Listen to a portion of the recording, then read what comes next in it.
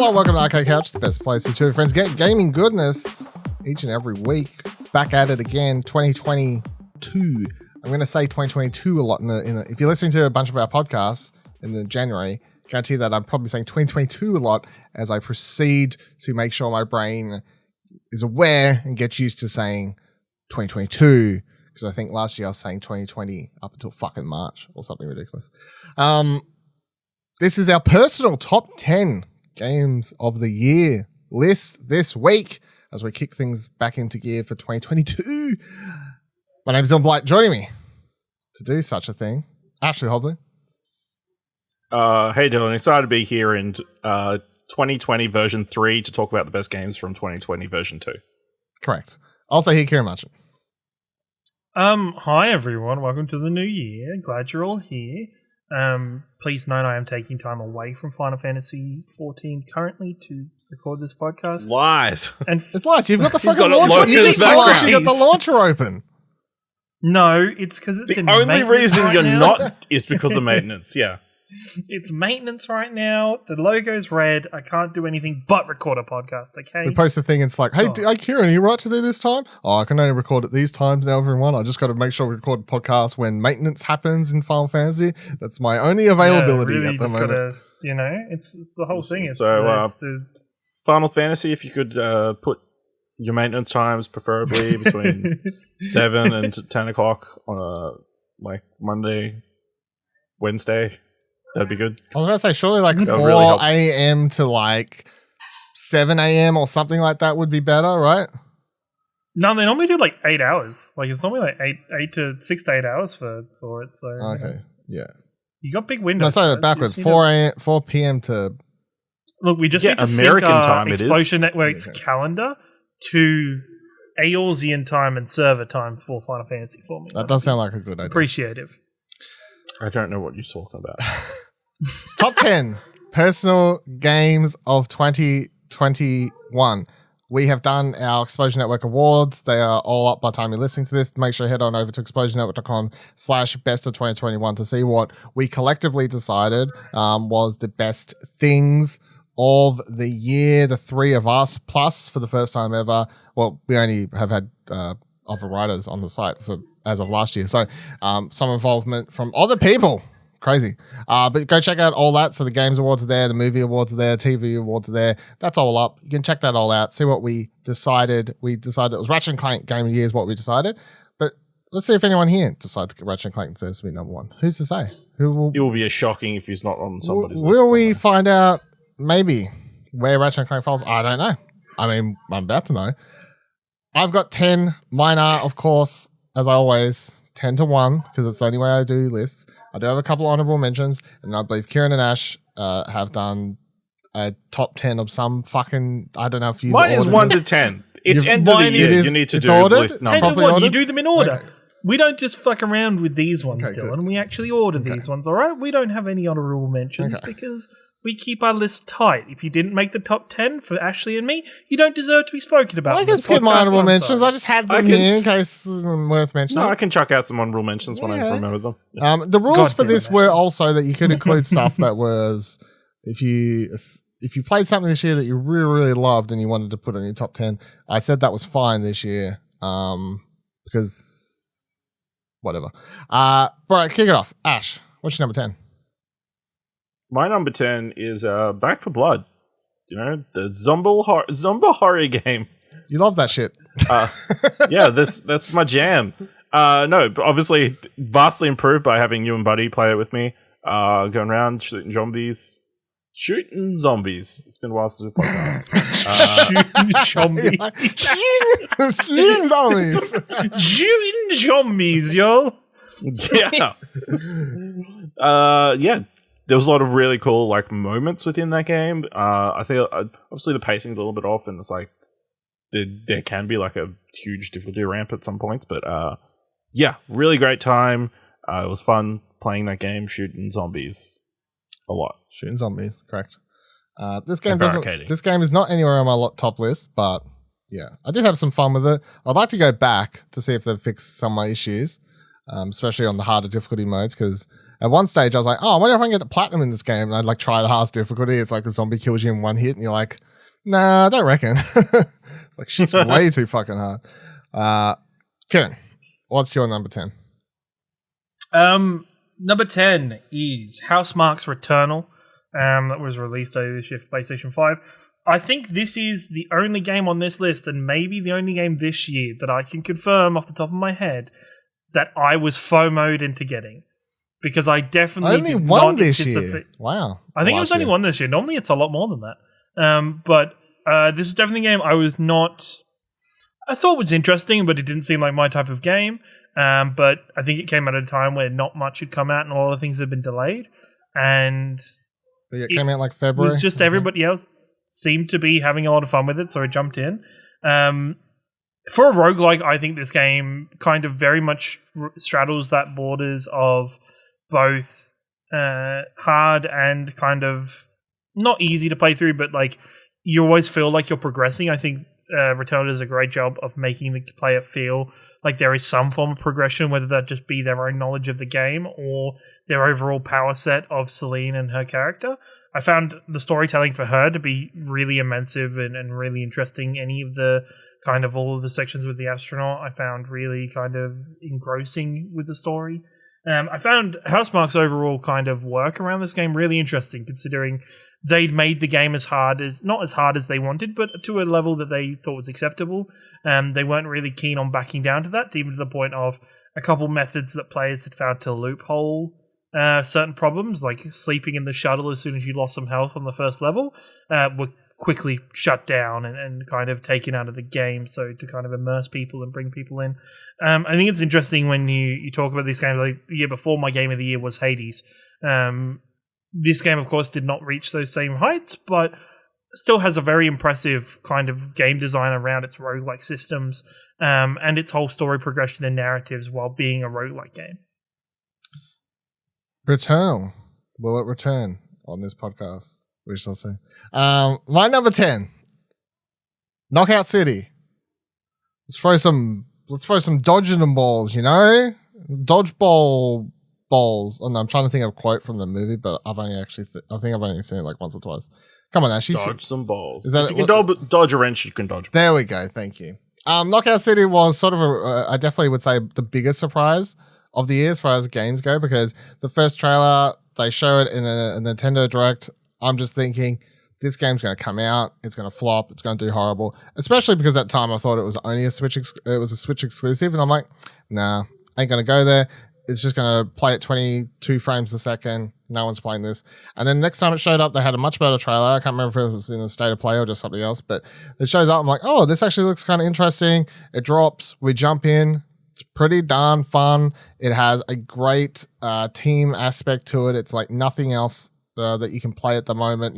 Like it's another multiplayer game. However, tell me another one that's dodgeball. Like it sort of gets around. It's not a shooter. It's not a battle royale. It's not an arena shooter. It's not a fucking fighting game. It's not a fighting game plus shooting game or anything like that. So it definitely stands out in the field. They've continued to support it. Valiant, I think. Valiant Studios? Yeah. They've continued to support it with new seasonal updates, cosmetics, and all this sort of stuff, which is good to see. New maps, new dodgeballs. So I'm sure we'll be playing a bunch more of Knockout City. Fingers crossed for a wrench ball coming. Just fucking knock someone straight the hell out. Yeah. See ya. One hit. I mean, that's sniper ball, isn't it? I guess, maybe. No? A bomb. But yeah, it's game I'm sure we'll be playing more of in 2022, and definitely one of the most played fun things, a big surprise from 2021. Ash, number 9. Speaking of big surprises, Halo Infinite. Interesting. Joke. Yeah, obviously been playing fair bit of the multiplayer with Buddy and Dylan when with timings have lined up and that kind of thing. It feels like Halo. It's free. What more could you ask for? So what a review. It's a good time. It's like, just those smaller maps, and like obviously we've been playing the 4v4 modes. Yeah, it just feels like it brings me back to my teenage years when go over to a friend's place and we'll play Halo for like 12 hours straight. So Good times. Very good. Ciaran, number 9 on your list. Number 9 is a game I got to review this year. Was Arcane Studios' Deathloop. I think Deathloop was kind of what Sony was hoping to mark its exclusives for the end of this year, with the main thing it had on the cards. And I think for largely a larger part, it was very well received by the gaming audience. Me, myself, I didn't absolutely love this game. I was a little bit more withdrawn on it, but I think this game does a great job at showing Arcane's development, continuing their growth. I think the character of Colt Vaughn is fantastic throughout this. I think the overall premise is kind of really well done overall. I just think maybe leading up to this game, Arcane and Bethesda didn't really sell what this game actually was, and I think a lot of people didn't fully understand that. And I think it has an interesting way of kind of telling its story. I think overall it's a fantastic game. It's really enjoyable, and its gameplay loop is kind of Arcane at its best overall. Well, Deathloop. Loop back onto this list. Only time was well. Oh my god, can you stop this? This is terrible. This is actually just not it. How good are these puns though, everyone? Number, what are we up to, 9? Yeah. Number 9 on my list. A game that I had been waiting years to play. And it released. Bayonetta 3. And it wasn't a massive disappointment. That's right.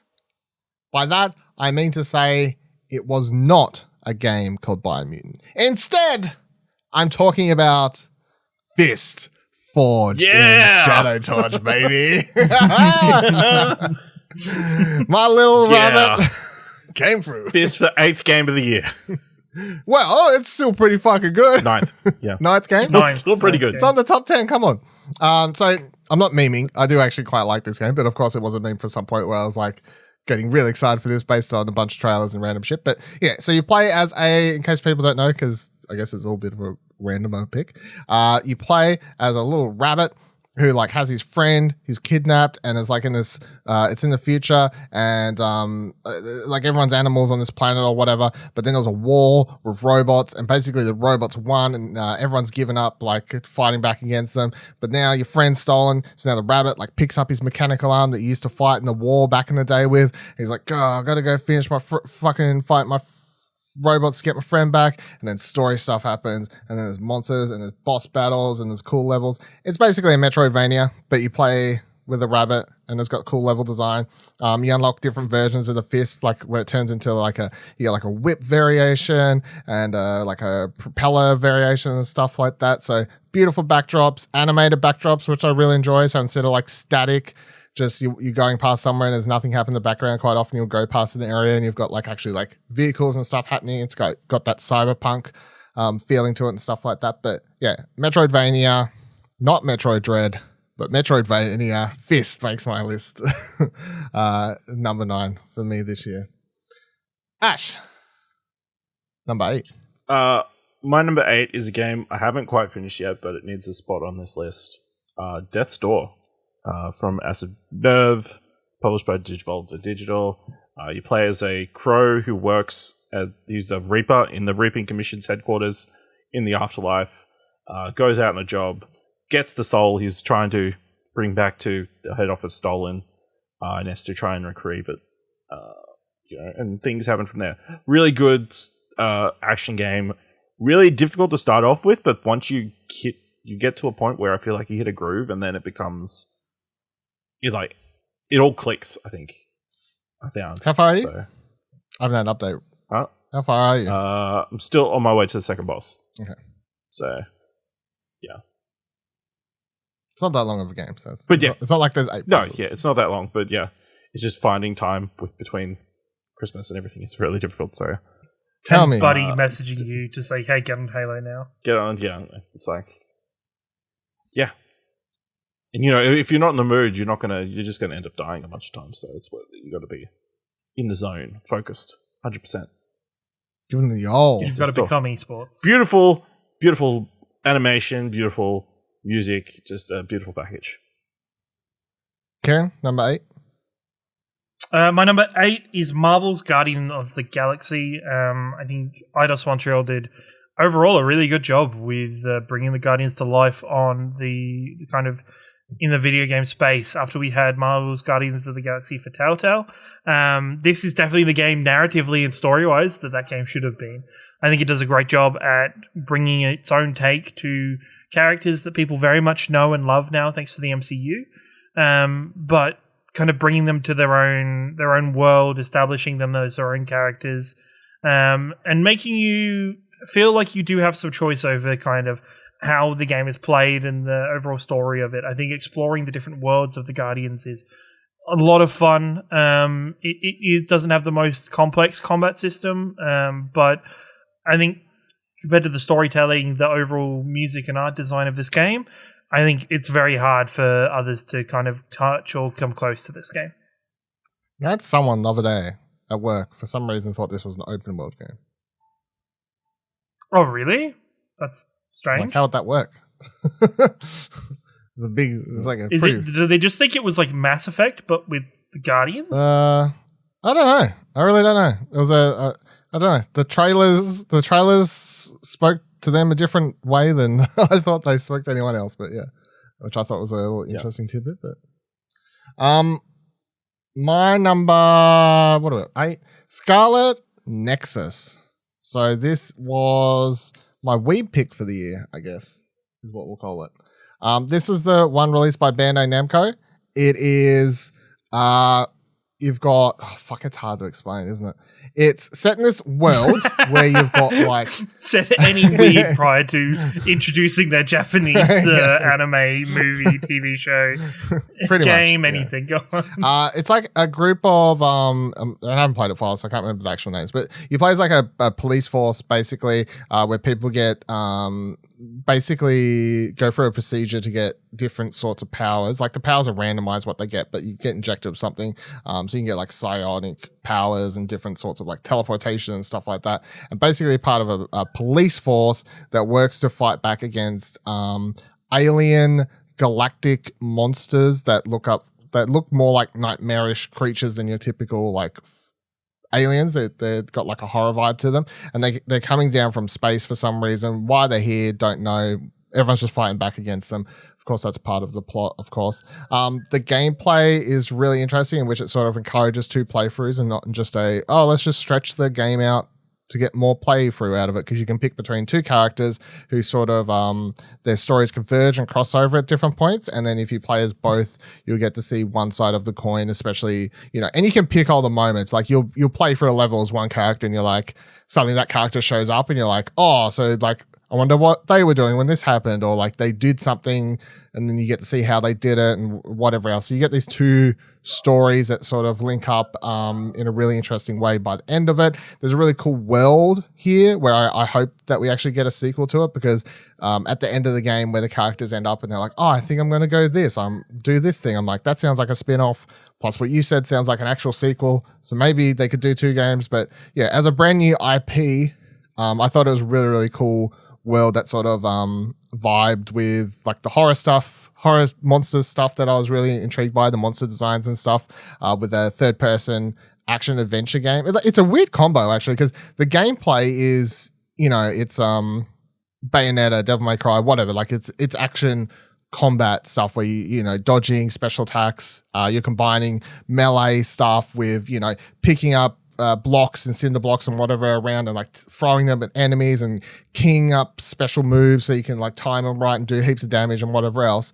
But between all that and between missions, you've got a very almost visual novel like element and even Persona like element where you're building relationships with characters. You can talk to them, you can go on special missions with them to unlock special stories with them, which will then mean that you can do special moves with them in combat, like bond moves from Persona almost to a degree, where they'll do like extra damage, or if you've got a high enough bond level with someone, they'll actually come in and heal you, or you'll get a second life if you're knocked out and would have typically got game over. So the game encourages you to spend a lot of time with your the characters, and even between missions, you're spending them literally in a room where you can give them presents, even, which is sounded a lot like Danganronpa to me because that's what happens in that game. So yeah, it's a weird like sort of mix of different sorts of genres. It looks really cool. Characters are good. So I hope I get a sequel because I did play this like all the way, I don't know, ages ago. It was the start of the year or whatever. So it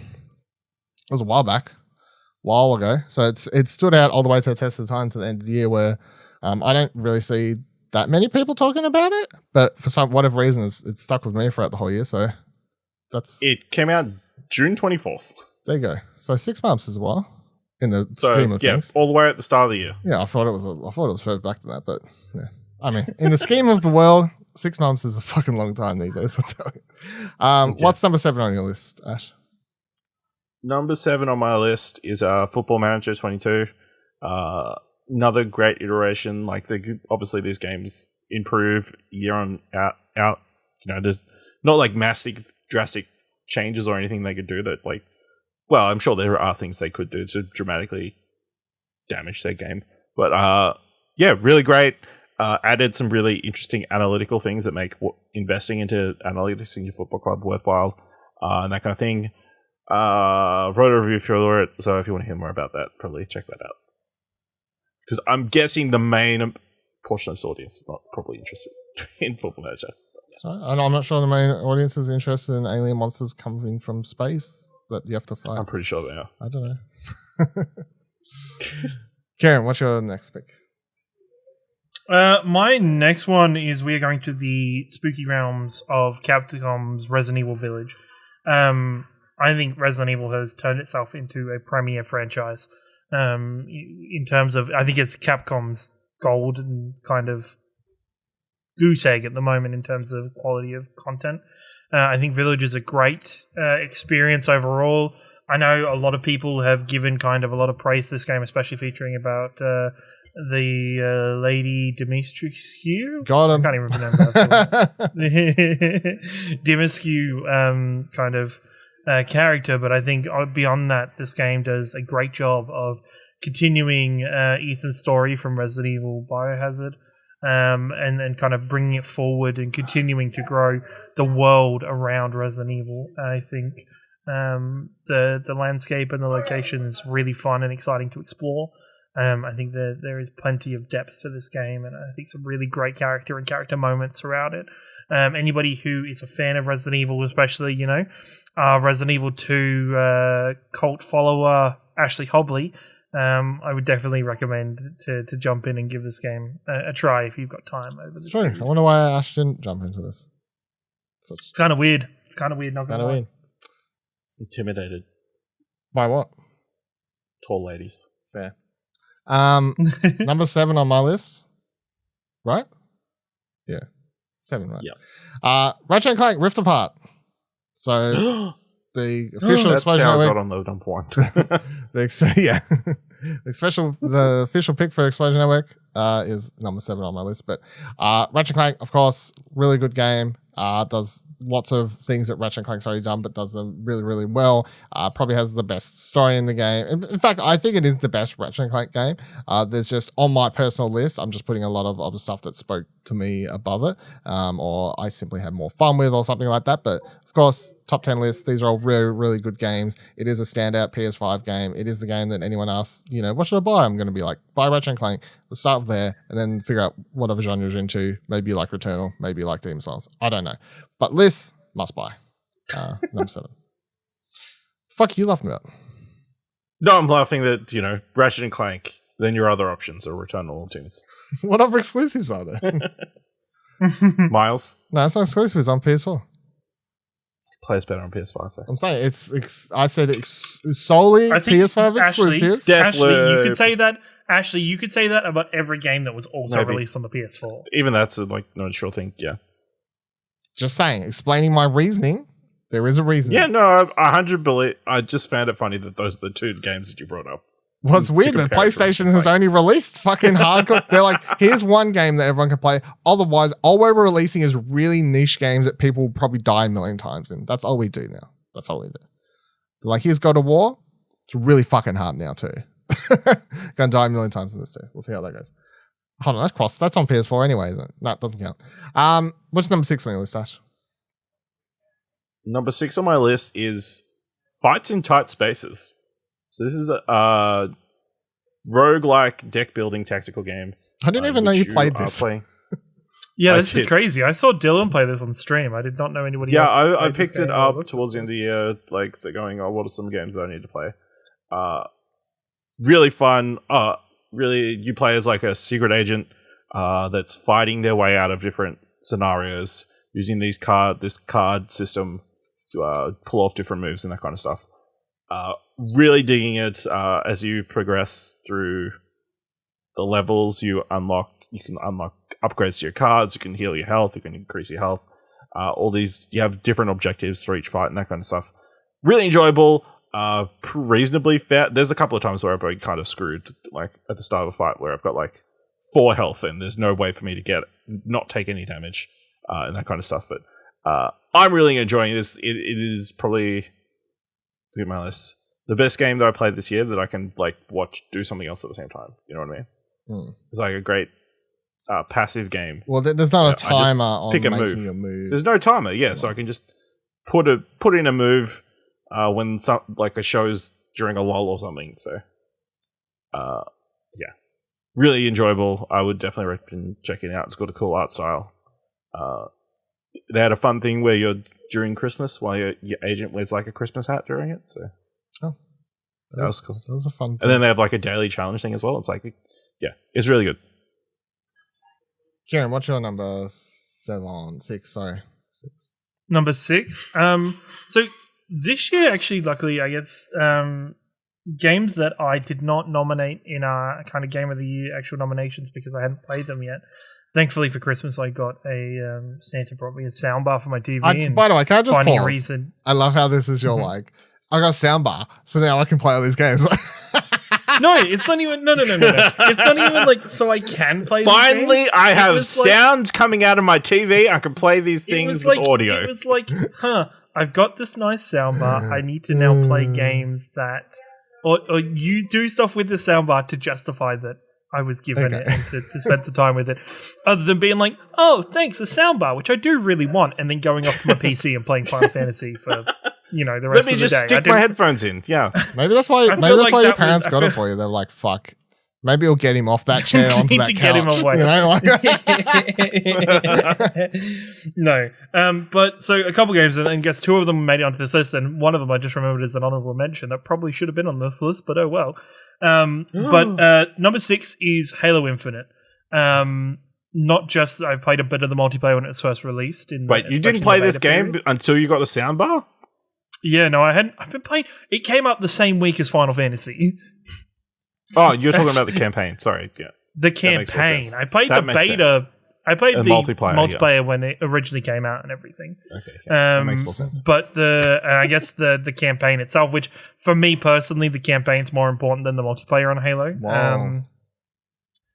I'll take.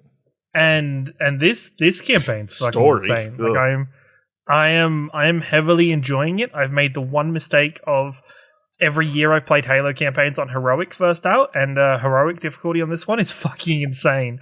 So I would definitely recommend if you've played normal first.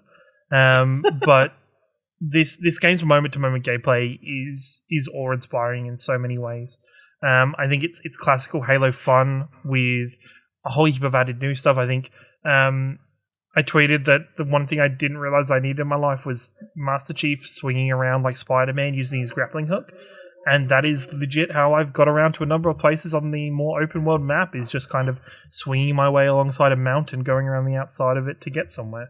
And I think the thing that makes this game, and Dylan spoke about this in one of our top 5s for best original music, was the moments where all of a sudden the music builds is like you could be out in the world and you could like either crest a mountain or go over to look over a new area for the first time, or be looking over to a point where you're about to attack somewhere. And the music immediately kind of starts to build and grows, and it just brings this awe-encompassing moment of gameplay that is so much fun and so interesting. I think Halo Infinite, the fact that the multiplayer is free to play and then you can just get the campaign through Game Pass, it is probably the best value for a game in 2021. So Halo Infinite, also number 6 on my list. Da da da da. Yeah, let's go. So obviously you've been playing a bunch of the multiplayer, but I did review the campaign part as well. My first Halo campaign I've finished solo by myself. Otherwise I'd only ever done Halo 1 with me. I did one with you. I think I'd done other part. I don't know if I'd ever finished them. I'd only ever played levels is the thing. You know, like split screen. Yeah, I may have played 2 and 3. I haven't done 4 or 5, but 2 and 3 I may have played like complete, but just in like a random order because I'd just go to like be at a friend's place and it would like pick up the controller, play the level. I'm paying no attention to the story. I'm just shooting shit. You know, back when you know, however many years ago that was, fucking over 10 years ago. So this was the first Halo campaign I played by myself. I would say it's fine to jump in solo. There is a lot. I did Google a couple things, but also they were like, "What's this person from?" I'm like, "Oh, this is from Halo Wars 2." I'm like, "Who the fuck's played that?" Like, I'm like, "Oh, whatever." But yeah, the campaign is, I think, a really nice, even mix of like, hey, here's the classic Halo stuff that fans want, which is the corridor shooter sort of stuff, like proper levels. And then between that, you get the open world area to explore with a nice amount of optional objectives. But the game also doesn't become a Ubisoft game where you're like, fuck, I'm never going to do all this shit. It's like, oh, how many of these random contract things does it do? There's like 16. All right. Well, how many of these other things does it do? I don't know, like 25. All right. You're like, okay. So it's like, it's manageable and the world's not too big, so it feels fun. But getting around is really awesome. If you only played the multiplayer and you're like, oh, it's really good when I get the grapple hook, you only get 2 uses. Nah, fuck that shit. Play the campaign. You get a grapple hook on like a 2-second cooldown. Just fucking grapple everywhere. It is legit Spider-Man. Yeah, like it basically. is just you. And I really love that it isn't just a straight point-to-point grappling hook. It's a momentum-based grappling hook, so you can like swing yourself up onto ledges by kind of shifting your momentum as you go to swing and stuff. I feel like playing it's really interesting. Pathfinder in Apex Legends prepared me a lot for doing the grapple hook in this, because you can, like, if you launch yourself correctly, you can do the Pathfinder thing where you can actually if you jump at the right moment and grapple hook the ground, you can like sort of super jump straight up into the air as you can with Pathfinder. And the same as if you grapple hook and like momentum yourself correctly, you will have it so you'll just like swing completely around a pole and like come into an enemy and like shotgun them in the face and stuff. So there's lots of really cool things. But yeah, the amount of cool sequences I'd have with the shotgun and grapple hook in this game where just like swing myself around somewhere and it'd be like, oh shit, the gun's out of ammo, and I grapple hook a gun off a weapon rack off somewhere else and all this sort of stuff. But yeah, the music's phenomenal. Some of the boss fights are really cool. Some are like kind of boring, but it's a mix. Story was fine. I really like the relationship between Master Chief and the weapon, but that's as someone who's not super attached to the franchise, and I don't know if other people hate it or whatnot, but I'm like, for me, I enjoy that. The main villain, whatever. But yeah, the multiplayer obviously is really, really cool. Exciting. I enjoy a lot more of the smaller map stuff than the big fight. No, what's it called? Big fight mode? Big team. Whatever, that one. Big team mode. That's fine. I'll play it, but I do prefer, the smaller map sort of stuff, because all the guns in this game feel phenomenal. All of the gadgets and stuff feel really, really great. I'm just keen I'll be playing Halo for the rest of this year as well, as they continue to update and put stuff out. So it's sort of in that rotation, and it feels good enough that I could play Halo and like Apex Legends and like something else like Knockout. Like I could play through the sort of the top 3 on rotation at the moment, and none of them really feel the same. They sort of all fit a different niche of multiplayer sort of gameplay, which is good. Ash, what's your number 5? Speaking of games in a rotation, Knockout City is my number 5. There we go. Like Dylan said, it was like the surprise hit of the year, I think. Especially given our first looks at it, we just didn't think it was going to be much. But then it is a fun dodgeball game, like very tight mechanics, great team, great when you're playing as a team. I think, on communication and like laughing as we knock fools out from behind and that kind of stuff. But just as good, not almost as good when you're playing with like randos and that kind of stuff. Yeah, really great game. Lots of things to do, like different modes being introduced like every other week and stuff. Lots of crew challenges and stuff. Shout out to Buddy Watson for making sure that our crews always challenges is complete every single week, leveling us up even when we're not playing the game. Good feature. Sweet. I've got so many levels. You probably would. That I haven't played. Yeah. You probably Yeah, nice. Thanks, buddy. Thanks, buddy. What's number 5 on your list, Ken? Number 5 for me is Ratchet and Clank Rifts Apart. As a whole, it is a fantastic game, as you heard us talk about a couple of weeks ago, with it being our game of the year. As an overall experience, it is fantastic. It is the experience people should be playing on their PlayStation 5s when they get them. It is maybe the most complete package on this list, and kind of that came out over 2021. But Insomniac Games did a fantastic job with it, and it kind of continues to earn the goodwill that fans have for Insomniac in anything they really touch. My number 5 is Forza Horizon 5. No, I didn't put it at number 5 just for the lineup. That's kind of just just to line up. It's just how it worked out. Yeah. So, but yeah, Forza Horizon 5 is more.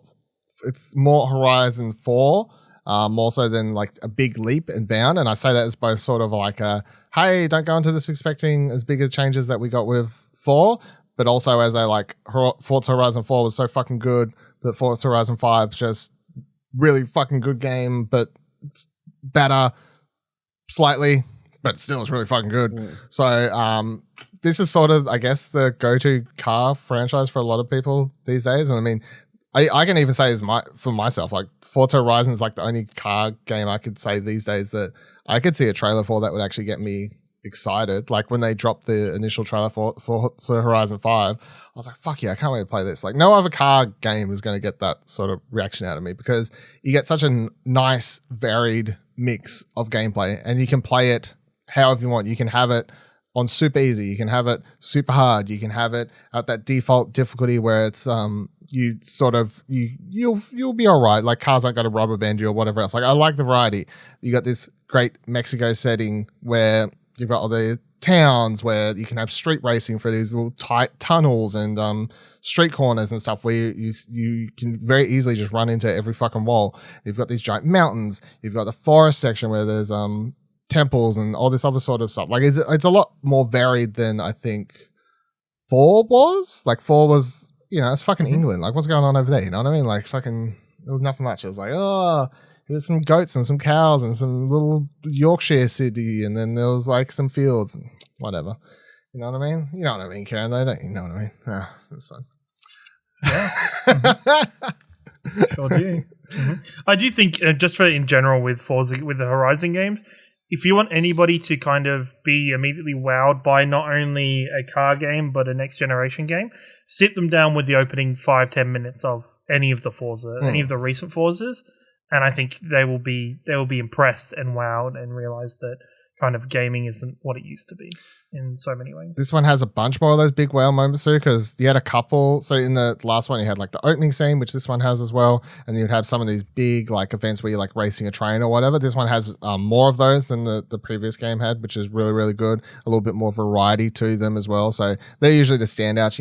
You get your way there. And I like how, again, on variety and playing how you want, I love how if you hate drifting, you don't have to do drift events. If you hate dirt racing, you can stay away from the dirt racing events. You can literally play whatever racing event you want, and you can even just 100% stick to that. No matter what you're doing, you're earning XP, which will level you up to the next like major quote-unquote story beat and whatever else. So and the game looks beautiful, plays wonderful.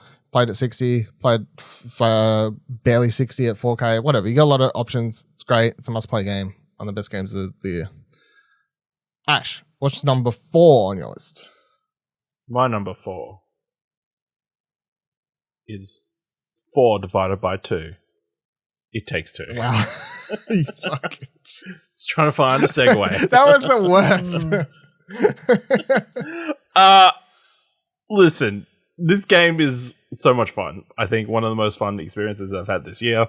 I know Ciaran hates the story. I kind of love how absurd and crazy and bizarre it is. It's almost Room-esque to a certain degree.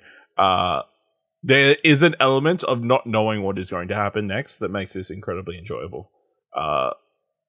The one moment you're fighting a bunch of squirrels flying away on somebody's a kite, no, hang glider made out of underpants. Next, you're fighting a moon baboon, fighting a vacuum, and then you're trying to murder your child's favorite toy.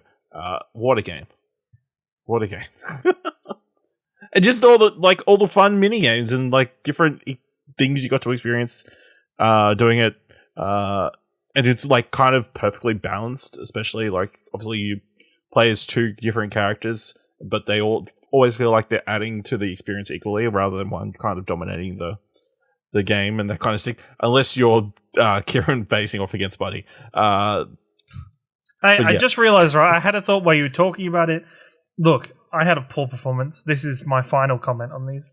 I had a poor performance because I was carrying Buddy through the story moments.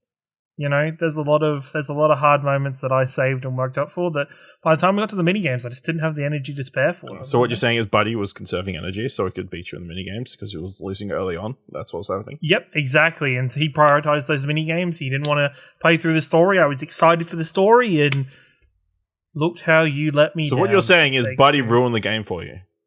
Pretty much, yeah. Wow. No. Big accusations coming here. The game and its story did that for itself. I won't blame Buddy for that one. But yeah, It Takes Two. Can't believe we played that in a day. Games of the year. Yeah. That's not a crazy thing to think about, that we actually did it in a day. We did it.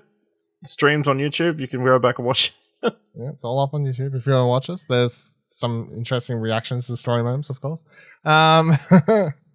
What's your number 4 here? Number 4 is the other game that I got to in the last week or so, thanks to both my beautiful soundbar and Xbox Game Pass, was the Artful Escape. This was a game that intrigued me when the launch trailer was initially announced, and then also kind of people talking about it and screenshots of it. I think this game is absolutely beautiful. I think the overall kind of experience and journey through the game is absolutely unforgettable. The music is encapsulating. You have the option to play guitar whenever you want throughout the missions. I did not let go of the guitar button anytime I had control of the game and the character could play the guitar. Like, it was just the movement and how the guitar kind of blends in with the rest of the music going on, how the world around you reacts to you playing the guitar. I think this game is fantastical. This game is inspiring in many ways for those who want to be creative with games and with music and these types of things. I think it is an experience that you can play in. It's a couple-hour experience, and it is, for me, on the heights of Journey, for kind of how breathtaking many of the moments are within it. There. Number 4 on my list. Death's Door, bringing it back. Here's my placement, little crow friend. Yeah, I mean, it's just a very good game. I mean, and you play as a little cute crow, and the art design is fantastic, and it's sort of one of my favorite, I guess, design games, world and everything. I love how it's not super long. I think the combat feels fantastic. I love how you get to upgrade those core sort of 3 things, speed and defense and whatever, but you don't have an overly complicated, let's stick a whole RPG system in here. You do get a few different spells and stuff you can cast, but again, none of it. It feels very concise and just focused, and I love that about it. I like how you can just finish it in the 6 hours or whatever it sort of takes. The boss fights are really, really good. If you're good. Hey? Okay, yeah. If you're good. I was going to say, I think it took me 6 hours, yeah. The boss fights are really, really good. The last one gave me a bit of a pain, but and I know, I guess, yeah, some people struggle more than others, but again, I'd feel like all in all, the game, considering when they revealed it, there was a lot of is this a Souls-like? Is it not? And it's it's not Souls-like. It's a... their last game was called Titan Souls. Yeah, true. So. And you do collect souls in this, but if you die, it's just, you go to a checkpoint. So it is a Souls game. I guess, maybe, yeah. But yeah, it's the boss fights are hard, but the combat is simple. You're just hacking and you're slashing and you're dodging. And the bosses all have you can learn all of their mechanics. They're not like randomized every time. So you're like, oh, that boss suddenly switched to a laser beam attack halfway through. So next time I just got to remember that once their health is half, they'll start doing this other attack. And that's literally every boss fight in your game. You just have to go, oh, that's the thing. How do I beat that? Oh, I should probably dodge. And they're all highly telegraphed. You know, like you fight the toad and they'll be like this and they'll move their mouth and whatever else. And stuff like that. It's just a very well polished, really great, interesting, beautiful world. The music is fantastic. I think the music's sort of another one of the highlights. If I was doing a separate, like my personal top music or whatever, Death Door would be on my top 5 music as well there. Also has one of the best characters in any game. In fact, probably the best character in any game in 2021, Pothead. Which I actually think I laughed more at Pothead's jokes and lines in this game than any other game that was probably trying to be funny this year, because something about that character just tickled me. Something funny, I'll tell you what. Yeah. Tickled you. You might even say the color pink might have tickled you. Might tickled me pink. Yeah, good on you, Pothead. I've asked you, Ash. Do you like Pothead? Do you like Pothead? Yeah, he's good. You know, it's good fun. Not enough in the game. There's all puns there. That's The puns weren't working for you. It's pretty. I don't know. His story is pretty tragic. You know, listeners of the audio podcast, Ashley is not pink right now while he's talking, so I don't think he's been tickled pink by Pothead at all. Let down, Pothead. Let down. Ash, what is your number? What are we up to? Top 3. Top 3 time. What's your number 3? Top 3. Looping back to it. Deathloop. The final arcade game coming to a PlayStation console, I guess. Yeah, really great. Like. A really imaginative world, like system, interesting game mechanics, like really interesting style that they've gone with, like a very 60s inspired, almost like world, almost based with like a bunch of James Bond-esque villain lairs throughout the world, that kind of stuff. Where like 4 very unique districts. They kind of feel the set like part of a whole though. But then you also visit them at 4 different times of the day. So they all feel slightly different at each time and they all have different quirks and that kind of stuff. Yeah, really good. The gunplay is good. They're using the slate abilities are really cool.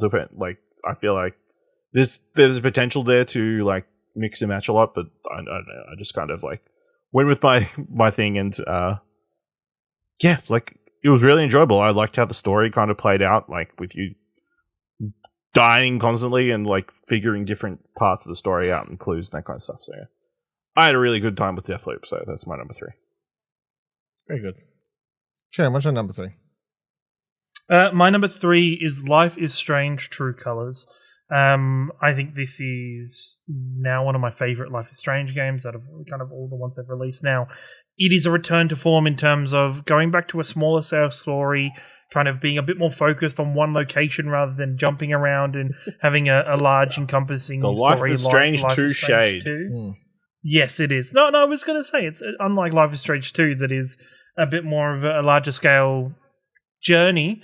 I think the story of Alex Chen and her brother, as well as the rest of the community of Haven, is really, really, really good to play. I really love the fact that it doesn't. The choices in this game aren't labeled as good as bad necessarily. They are just based on what your character's morals are and kind of what you and your personal morals are for the game. I think Alex's ability to see people's emotions isn't intrusive or isn't overpowered in many aspects of the game, and lets the story be overall grounded and to have realistic kind of human problems. And kind of, for me personally, I can't mention the Life is Strange game without mentioning its soundtrack. I think once again it is a fantastic soundtrack that leaves anybody who plays it adding these songs to their playlist, not only with the album that Angus and Julia Stone released in conjunction with Life is Strange: True Colors, but the other artists that have adorned my kind of Spotify Wrapped lists since the game's release. Nice. My number 3 is Returnal. Returned. I said, would Returnal return on this list? Guess what, everyone? It did. So Housemarque's foray into third-person action games is the perfect sort of them going from their roots, this arcade shoot 'em up, voxel based, just bullet hell almost like genre stuff that they usually do, now brought into a third person action perspective. It's like really the perfect moving of them into a different dimension. And they get a lot more story in here than they have in previous games. It's a beautiful game. It actually is, like, apart from it being hard, probably not everyone's cup of tea. It is one of the best sort of uses of the PS5, because it uses everything, like, and it has some really good haptics and the sound coming in a DualSense and whatever else. Like, oh, that's fantastic. The triggers and everything. So 3D audio design is amazing in this game, of course.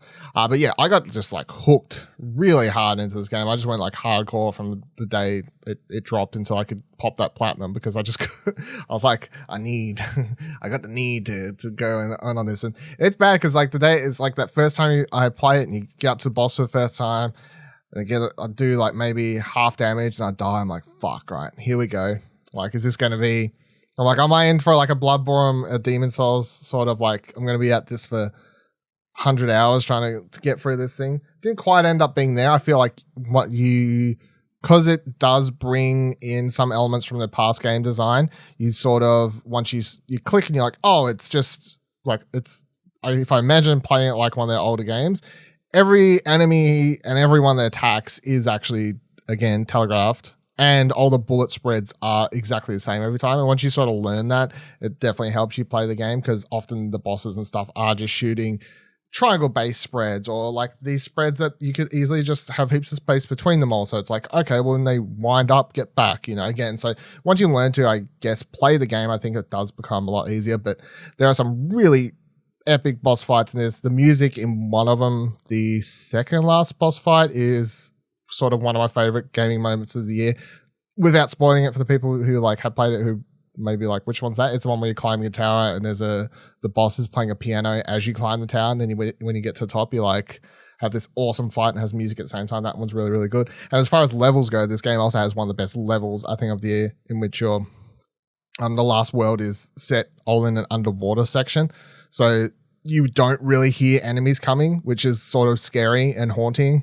And again, the game's already sort of has a creepy vibe to it, but you'll just have these things suddenly appear out of nowhere, but you won't hear them like you would in any of the other worlds, because of the sound sort of being drowned out. Next second, someone's shooting you from behind. You're like, what the fuck? Where'd that thing come from? So, and then once you beat the game and you're like, what the hell did just happen in the story? There's a whole bunch of other shit to do. You got to find these little secret things to get the true ending, and you're like, what the fuck just happened? Did a podcast on Radio Watson. Go listen to that. We do talk about the story a lot on that one. If you want to listen to discussion on that, I think that's the only place sort of delved into it. I haven't really delved into it now stuff, because they're like spoiler place, but there's a lot of interesting stuff that happens in the story that I think is worth checking out if you're into, I guess, because they never fully explain everything, and I don't even know if any of us were correct, but it was fun to talk about.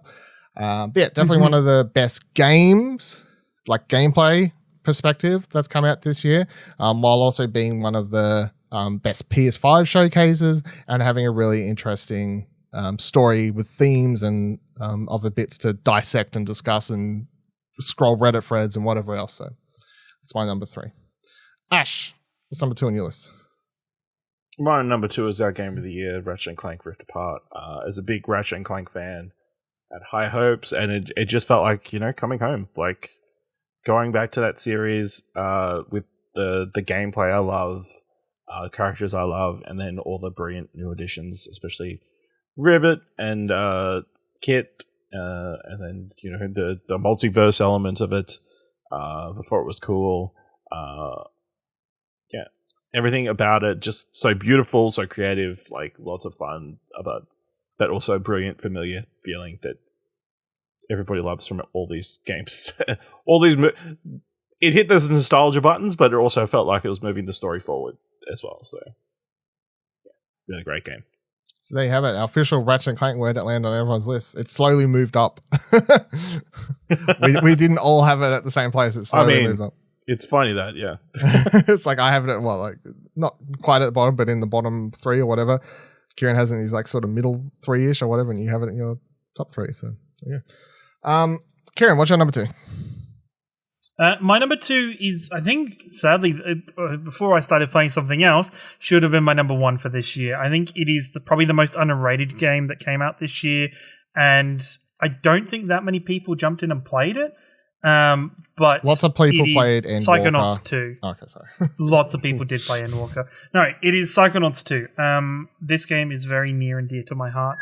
I think the team at Double Fine, kind of coming off the back of kind of the last release being 2004, 2005, before the VR game, I think did a fantastic job of bringing Raz and the rest of the Psychonauts through to the 2021 era with fantastic writing that tackles mental health and a variety of different issues, but all encased in this absurd and interesting world that is maybe the most brightly coloured game other than The Artful Escape that came out this year.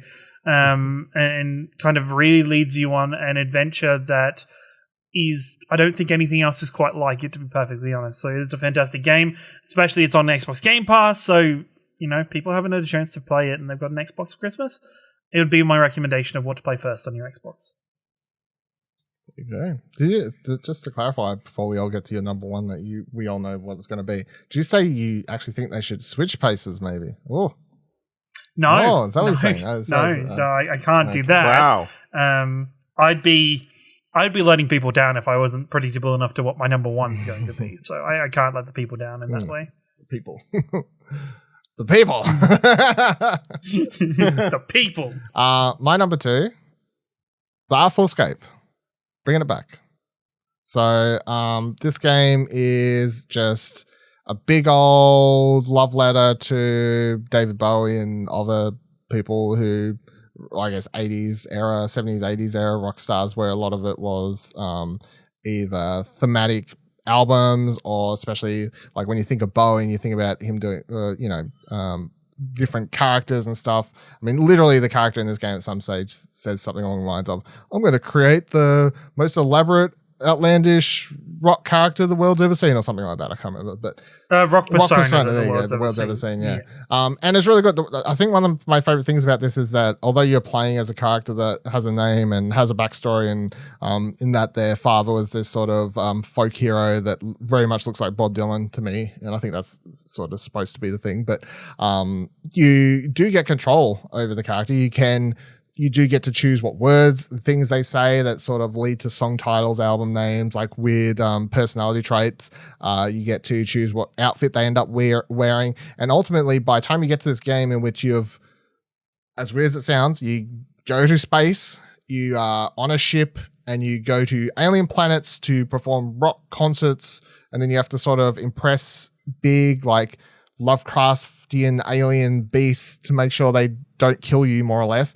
And by the time you get to the end of this game, it has like this massive sort of one of the be-all, end-all, awesomest, I think, it's not even a real word, but awesomest gaming moments of 2021 for me, which is the final level of this is just like the payoff to sort of everything else, and it feels like such an epic moment of everything that's come before it, and you just feel so good playing it out. There's so many times in this, I took so many screenshots I could not post in my review because of spoilers, but the visual style of this, especially in some of the later areas and moments and stuff, with either the planets or the alien things that you're playing songs to, or story beats with some of the actual human characters, of which one is played by Carl Weathers, and it's probably one of the best things he's ever done. I don't know, maybe that's overshooting, but he's really fucking quite good as this character, which is really, really good. But yeah, the game is just, it is like, you have to vibe with it. It's like, I've seen people complain that it's boring or whatever because all you do is like walk across the screen,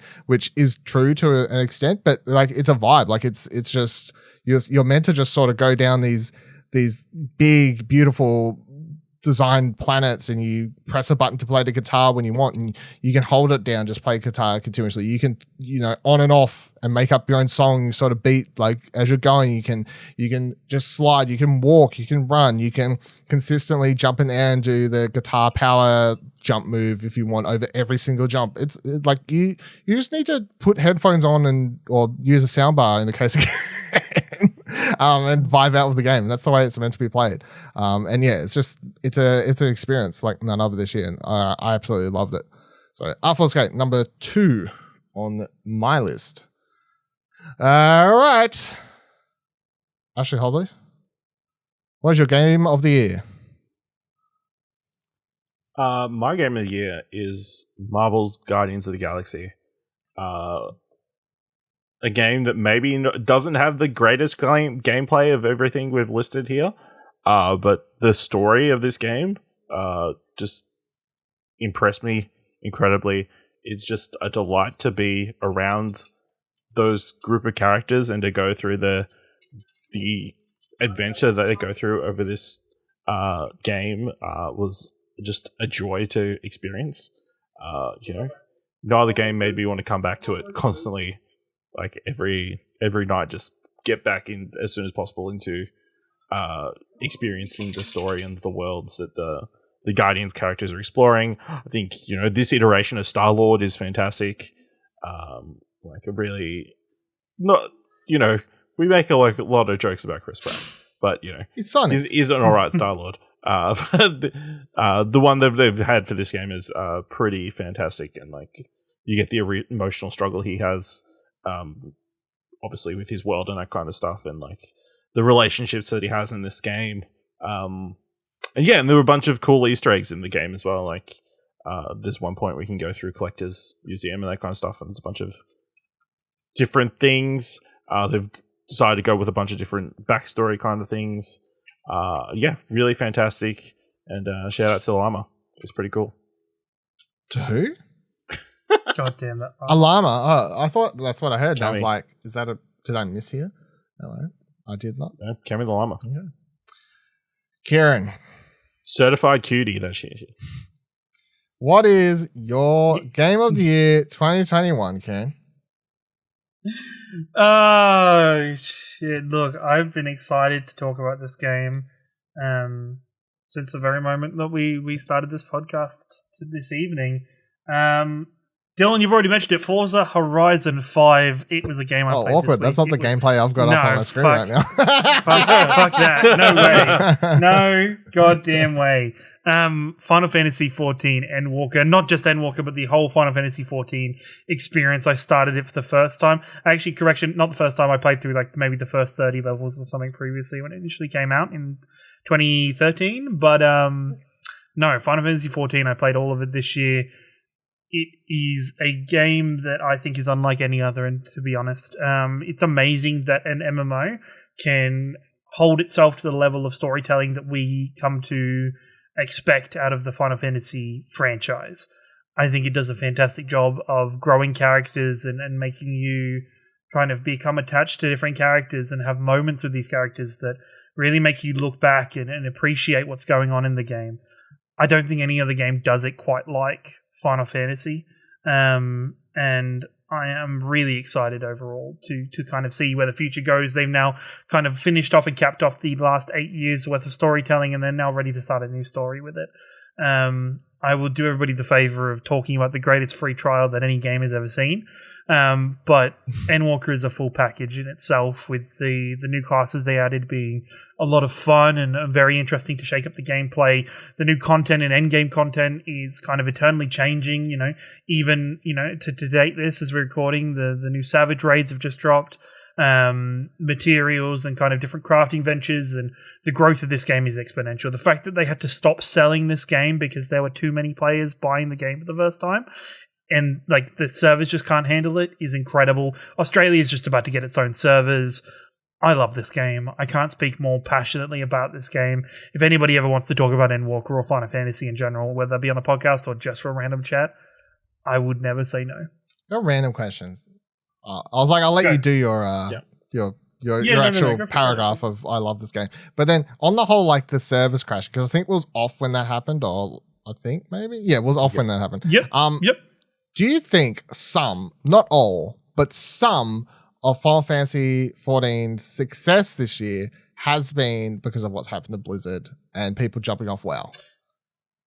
Yes and no. I think June, July this year, there was definitely a swell about Final Fantasy. There was a lot of people who were World of Warcraft diehards that jump ship across to Final Fantasy. If we're talking in terms of the streamer space, Asmongold and Rich Campbell both jumped across and kind of brought Final Fantasy to a greater audience. And then I just think more people were accepting to jump in. I think right around that time, Square Enix / Creative Business Unit 3 did a fantastic kind of advertising campaign for that free trial that then became a meme and a cult that every Final Fantasy player is a part of now. But I think this year as a whole has been incredible looking at it for Final Fantasy, how coming from people being not happy with Blizzard because of their many, many mistakes, and overall their state of WoW coming to a game that is so open to its community, its communication with its community. The fact that, and it's part of Japanese culture, anytime that Endwalker was delayed, the letter that came out from Naoki Yoshida was an apology. It was a heartfelt apology from him, apologizing that they're going to have to delay the game and move people across, and even acknowledging in their final delay how he understands that people have taken time off work and things for their game, and he apologizes for that. I think it's a very refreshing take overall for players alike. And I think the quality of the game overall is just outstanding in many ways. I know you want to say something, Ash. So it's like an itch you need to scratch, that isn't it? Do you reckon there would have been any server issues if it wasn't for NFTs? They're just waiting to stick a bunch of NFTs in an Endwalker. Well, Ciaran, they've already announced they're going to. Can you make me a promise, please, the Lord? Yeah, I know. I'm never going to buy a Final Fantasy NFT. I hate NFTs with a passion. They are a blight on this world, and they are. But what if it's really shiny? The amount of what about the peer pressure? Ecological and economic damage NFTs do as a whole is not worth such a thing. So, no, Dylan, I'll never buy an NFT. Right. You don't even have to make me promise you that. That's already just part of who I am. Because, there was that time you played Valorant for maybe 12 minutes and you were like, fuck, I need this $100 skin. I did not play that for 12 minutes. You can fuck right off. You played more, but it only took you 12 minutes to go, I need to buy these skins. I didn't buy. I only ever bought one skin pack. It was battle passes that I rushed to buy. Right. No NFTs, everyone listening. We're not all about that shit. All about that. And all that bashing. All that shit. That's what. Yeah, we're about bashing NFTs. We're not about buying NFTs.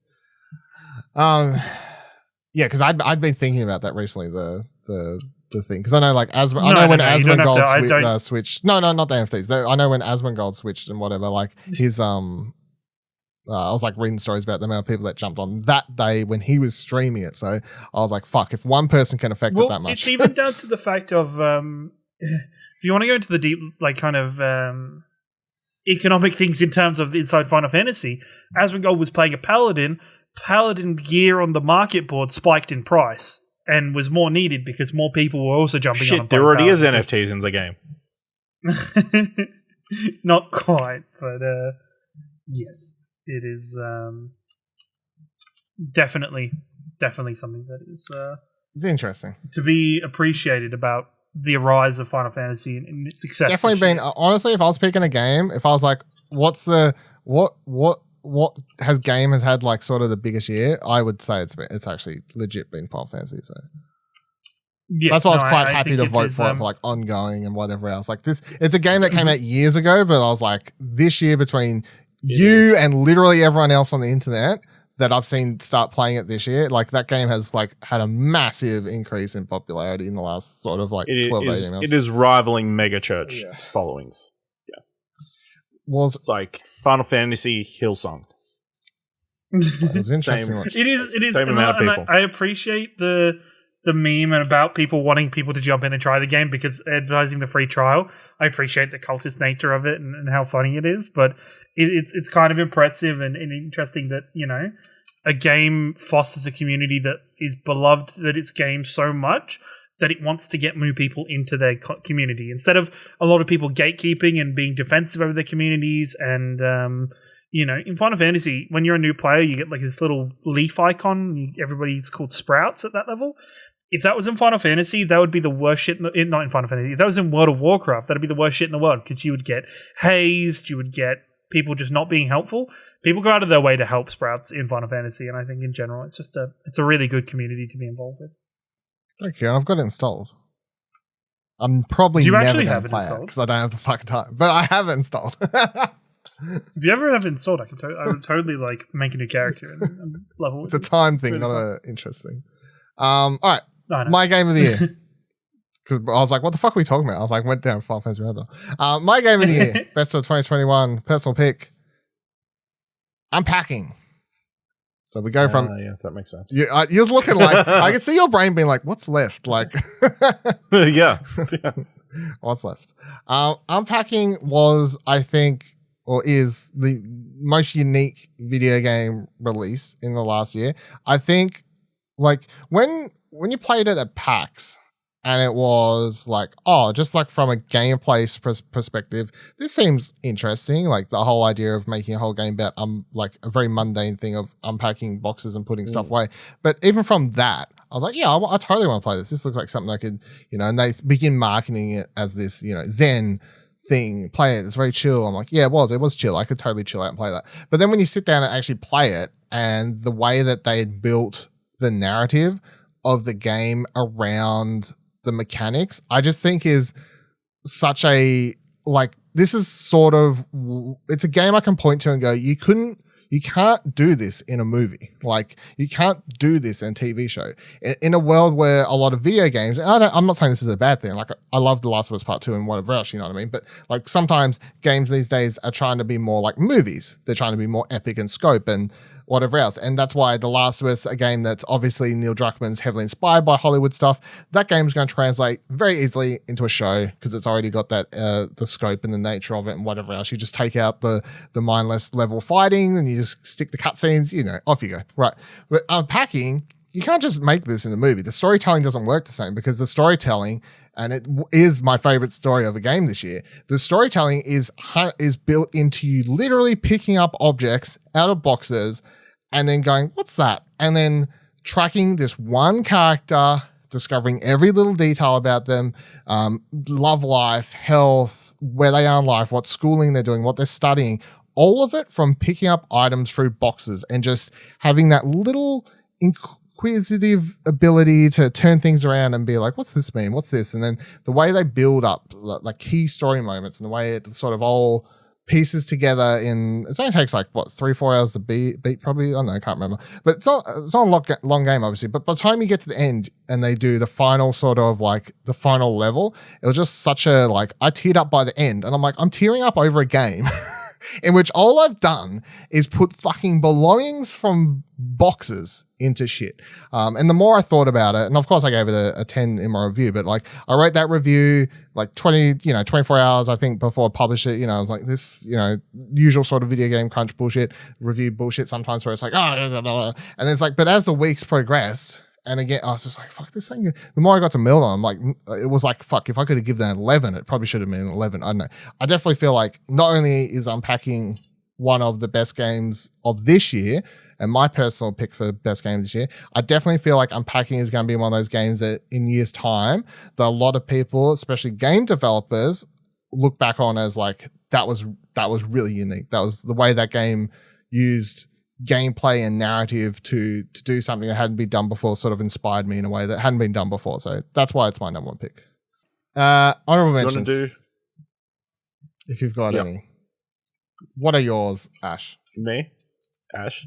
All right, so I've broken down my list into 3 things. Okay, I have 4 things on my list, so yeah, fucking. Okay, mine will be really quick. 2 games that I played that might have just missed the list. Pokemon Unite, really fun mobile game or Switch game. Really interesting use of Pokemon into a MOBA. It's good to see it still being updated and that kind of stuff. The other one, Operation Tango, fun asynchronous multiplayer game. Where you play spies trying to solve cases and stuff. Me and Dylan at one point had the fastest platinum. They have since made it impossible for us to check what the times are because they added like this stupid challenge thing separate. So now all the times are thrown out, so I can't tell. I want to list 4 games that I wish I'd put more time into. Chris Tales, Persona 5 Strikers, Dodgeball Academia, and Boyfriend Dungeon. I all gave them a bit of a try, but I didn't, unfortunately, end up finishing them. And then 4 games that I installed but never got around to playing. Age of Empires 4, Artful Escape, Loop Hero, and Inscription. So that's a hardcore list. That's more than honorable mentions. Yeah. Ciaran, do you have anything? My only one was the game you already talked about, Forza Horizon 5. I've really enjoyed the time I spent. It was the first game I played with my soundbar, and it sounds pretty fucking good. So it's definitely a game I'm going to be playing on and off for the next foreseeable future. I was going to say I was trying to think off the top of my head, so like to sort of match Ash's thing. I'm like, 2 games I'm installed that I haven't played 3 games I have installed that I wish I'd played more time or have started. I've got Inscription, haven't started it. I've got Boyfriend Dungeon, haven't started it. I've got Life is Strange, True Colors. I've done one level, chapter, whatever they call it. Chapter, yeah. And then I could be playing Psychonauts too, but I never got around to it. They're like the 4 that come to the top of my head, I guess, of like stuff that I've got or I wish I'd play more time or whatever. But then on my list, I've got Resident Evil Village, which I really, really liked. I just kind of... That's right. It's got enough praise. Yeah, I felt it's not like best of the year sort of stuff for me. I love the Lady Dimitrescu stuff the most, obviously. I think it falls off a bit towards the end. I don't know. Falls off by the end. Hot Wheels Unleashed is another game that, although I had some complaints, I think I gave like a 7 or something like that. It is another game that I'm going to go play more of. I would love to go back and get the platinum. They've got a whole bunch of DLC plans still coming out. There's a game that... Some Batman DLC. Batman DLC. In fact, the DLC is going to fix my number one complaint, really, which is there wasn't enough variety. So otherwise, that game's like really, like as far as like a fun racing game goes, especially if you're into more micro machines type racing than, actual car sort of stuff. That game is a lot of fun as well.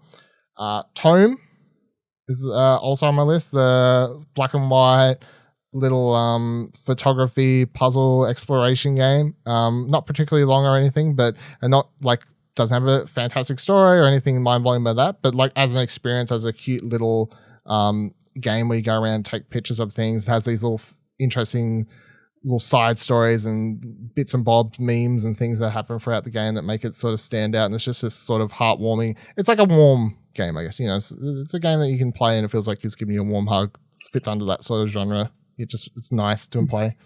And then my last one is honorable mention to It Takes Two. I'm sorry, Ciaran. Although I think the story is dumb as well to a degree, but I think from a gameplay perspective and like a design point, it is definitely like one of the best of the year.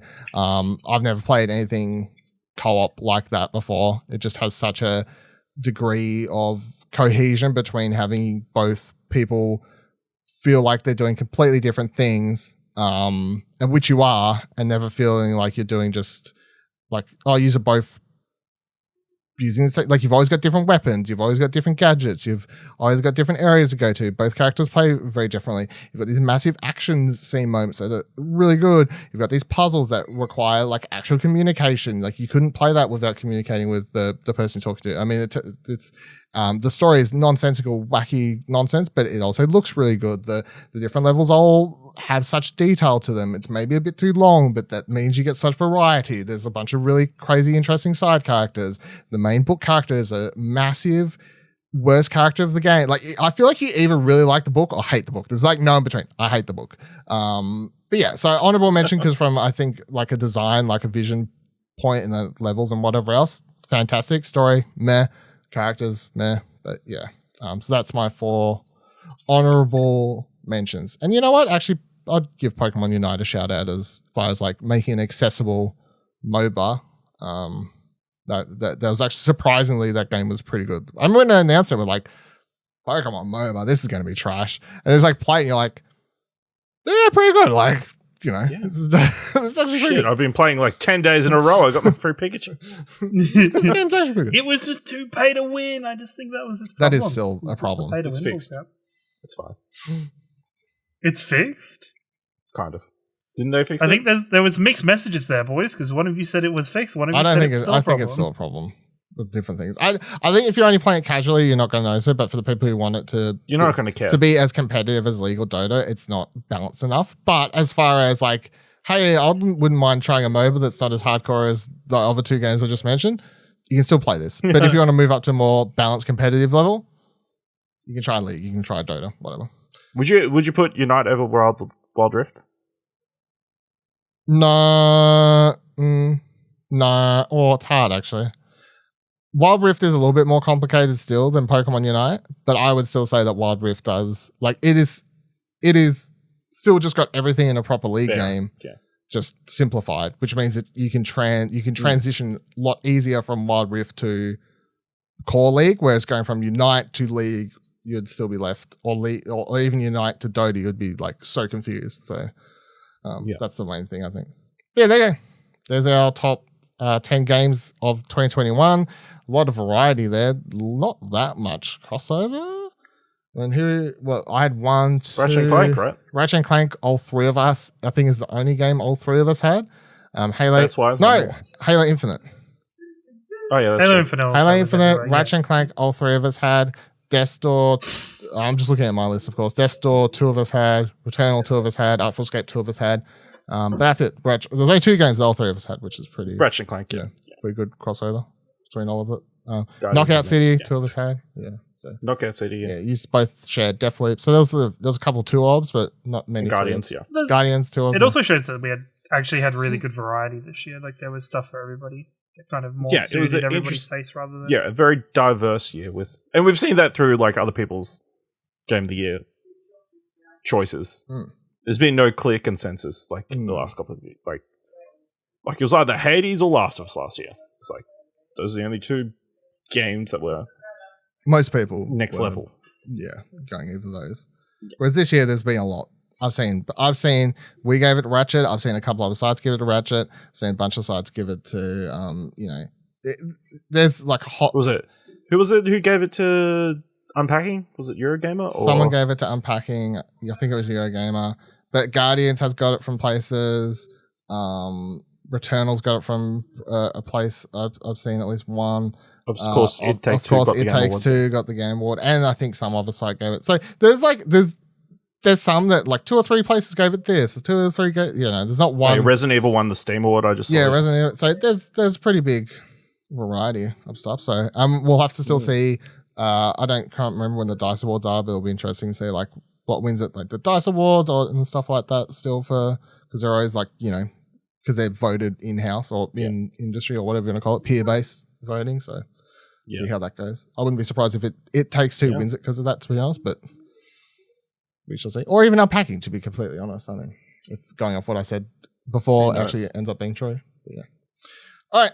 That'll do it for this week's episode of Arcade Couch. Of course, you can follow us on Twitter by heading to explosionnetwork.com/Twitter. You can join our Discord by heading to explosionnetwork.com/Discord. If you'd like to support the show this year, head on over to explosionnetwork.com/support. Takes you to our Ko-fi page to set up a recurring $1 a month payment. Even that, $12 a year goes a long way. Anything to help keep the lights on, show notes running, reviews posted. I don't know. Attention focused on the work, not... And maybe one day the hopes and dreams of actually having a decent TV. There's money sitting there for him. There is a money set aside for Ash. Don't you worry.